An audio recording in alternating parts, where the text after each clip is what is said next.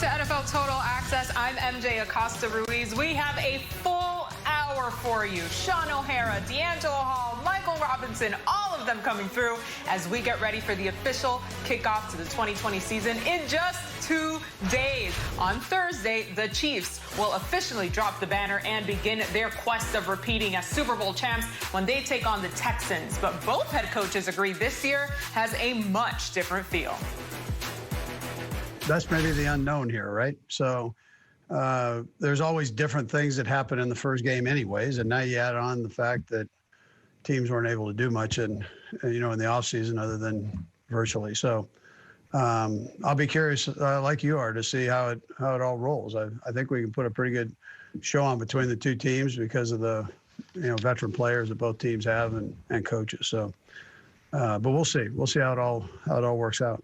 I think it's going to be a historic night for all those reasons that you just talked about. I think that, I know the NBA's done a great job. Hockey's done a great job. Baseball's done a great job. But, look, I think we all, obviously we're very biased, but football we believe is America's game. And I think this is the first game of just an absolutely unprecedented time, historic time, 2020 season. I'm joined now by Jeff Chadiha and Michael Robinson. And Jeff, you've covered the Chiefs all offseason. What can we expect to see Thursday night? Bill O'Brien mentioned history, MJ. So I'm talking about history on the field and off the field. I want to see what happens with the social protest demonstrations. Patrick Mahomes talked about the Chiefs having a team plan in place. Bill O'Brien mentioned that the Chiefs and the Texans have talked about doing something. So it's been a crazy summer. I want to see what the NFL does. We've seen the NBA, Major League Baseball. Everybody else has done their thing. Now we're going to see what the NFL is about when it comes to social justice. On the field, I want to see Clyde Edwards-Helaire, because if you go back 3 years, 2017, Kareem Hunt was a rookie running back. He had the most total yards from scrimmage in a debut by a rookie player in NFL history. Clyde Edwards-Helaire, the way they talk about him, can have that kind of performance. They love the way he's picked up the offense, the way he's improved in pass protection. They know he's going to be a great runner and receiver. Offensive coordinator Eric Bieniemy talked to him about just the importance of keeping his head on straight. Come Thursday night, he will be ready to go. I know Mike Roberts talked about running back, so we can see what he has to say about all this. Jeff, somebody must have told you I was going to be on the show today, man. You know better than talk about running backs and Mike Rob on the show, man. Come on now.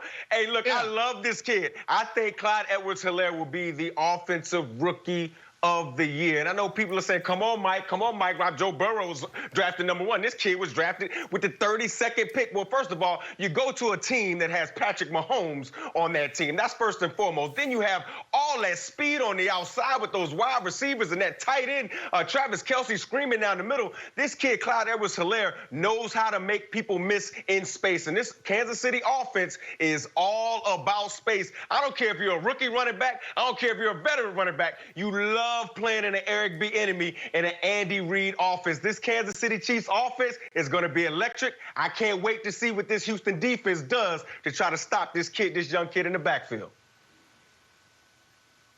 Whoa.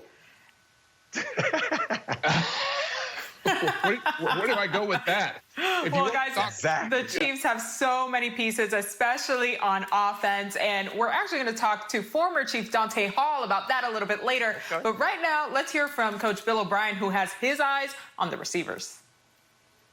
Yeah, they can fly. I mean, they can fly. And be a lot of speed in this game. Be a lot of speed. A lot of guys on the field that can run on both sides of the ball relative to their positions, wide receivers that can run, linebackers that can run, DBs that can run, defensive linemen that can run. So it's going to be a game with a bunch of guys out there that are really good athletic football players. So I think it's going to be exciting to watch.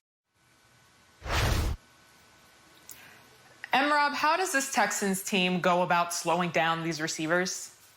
I don't even think they can slow them down. Put a few speed bumps out there or something. That's how you slow down high-speed cars. I mean, I don't know how you're going to slow these guys down. You look at their top 4 receivers last year in Travis Kelce, Tyreek Hill, Sammy Watkins, and McCole Hardman. All of those guys had about a total of close to 1,500 yards of yak yards after they get the ball in their hands.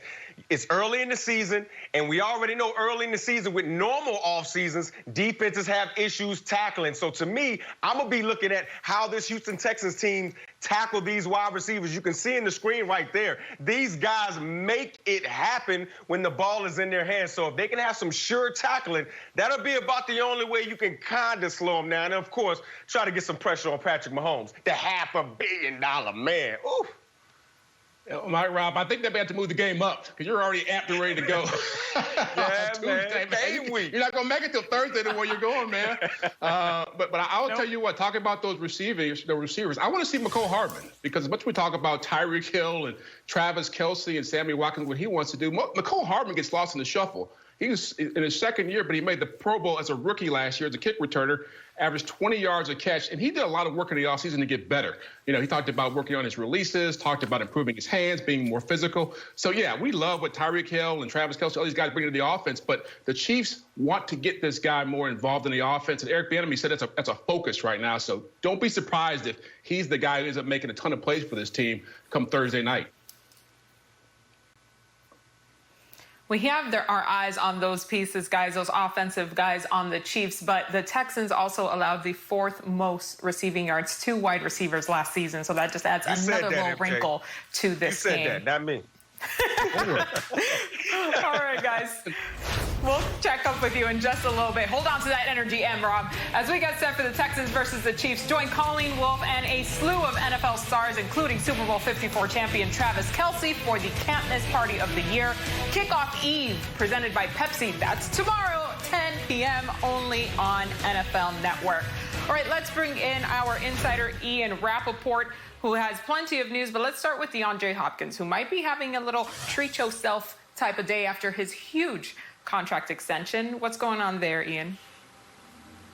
Well, Hopkins better be doing something to celebrate tonight after a long wait for a contract extension. Remember, the Arizona Cardinals traded for him several months ago during free agency, and they knew that he was not going to see the field unless he got properly compensated in his mind, unless he got the new contract that the Houston Texans were not going to give him with 3 years left. So finally this afternoon, sources say DeAndre Hopkins agreed to terms on a 2-year, $54.5 million extension, more than $27 million per year in new money, the highest paid non-quarterback ever. He gets $42.75 million guaranteed, and the last year of this deal is voidable, which means if that actually happens, this turned out to be a 1-year extension worth more than $39 million, $27.5 million in a signing bonus, a no-trade clause, a no franchise clause. Hopkins is not going anywhere. That is the way he wants it, and more importantly, he gets paid like the top receiver he is. All right, Ian, thanks so much. And you know it's not official until what? Until they go to Twitter. And that's exactly what DeAndre Hopkins did. He took to the social media streams after the deal was done to say he can see clearly now the rain is gone. One of my fave songs. He also had this to say about his payday. I've never had more than 2 years with one quarterback in my 8 years of playing football. So, being able to build a relationship with the quarterback, man, sky's the limit of what I feel like I can do. I've always had a rotation of quarterbacks beside when Deshaun Watson came and we spent 2 years together. And, the records that him and I broke together and the wins that we brought to the organization, it was something that the organization haven't done yet. So being able to be with a quarterback that I know is the future of this organization for 5 years and having off seasons and building, it's exciting. All right, we can't talk about one-on-ones and DeAndre Hopkins without mentioning this gem from Hard Knocks a few years back.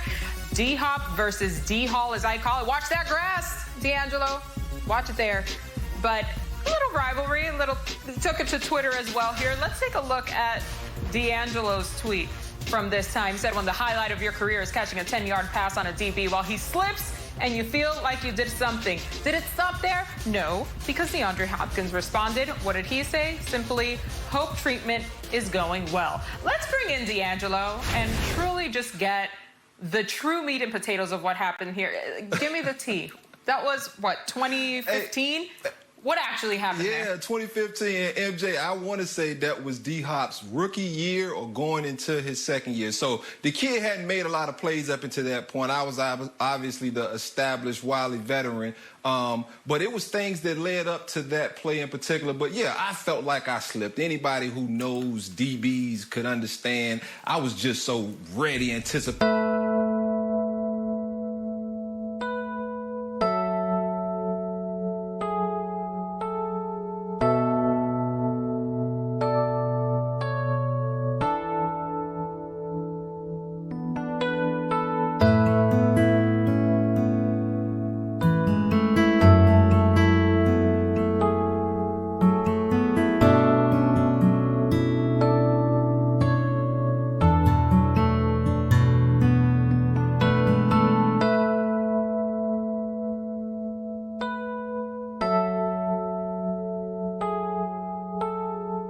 That he has that makes DeAndre Hopkins just a nightmare in coverage?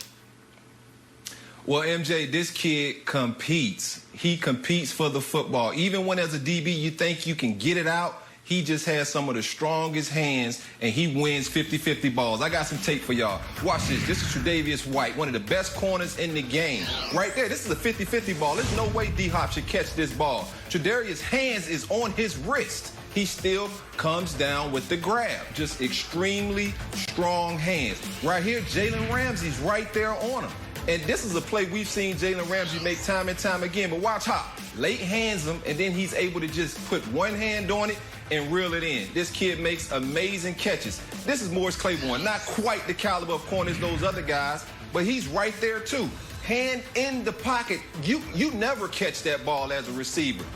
Hop still finds a way to come down with the football. And it's that competitive spirit. You team him up with Larry Fitzgerald, who I came into the league with, and you talk about two of the dudes who have the best natural catching hands in football. D'Angelo Hall, if anyone knows D-Hop's game firsthand, it's you. Thank you so much. Let's bring back our Ian Rappaport, who has news on 2 running backs. Ian, let's start with Kareem Hunt. What's going on there? Well, speaking of guys who got paid, Kareem Hunt was another player to lock up a big-time contract extension before the season. He was a restricted free agent under contract for 1 year at the Browns, and today they agreed to terms on a 2-year, $13.25 million extension, $8.5 million guaranteed, and obviously a huge deal. One, for the Browns to lock up a big-time playmaker for the next 3 years total. But for Kareem Hunt, remember, he signed before a half-season suspension, and in the end, he ends up with a contract extension. Thank the Browns for believing in him in an Instagram post. Of course, there could be some more action somewhat soon in the running back market. Alvin Kamara, who's been in talks with the Saints for a long time, really, and something we've been talking about for the last several weeks. They could potentially be coming to an end here. I know the Saints and Kamara are working toward a deal. The belief is that it'll get done before the season. They obviously take to the practice field tomorrow. We will see if the Saints and Kamara can finalize this deal to make him one of the highest paid running backs in the NFL. Ian Rappaport, you've been on this for quite some time. Thank you for the latest. We'll check in with you in just a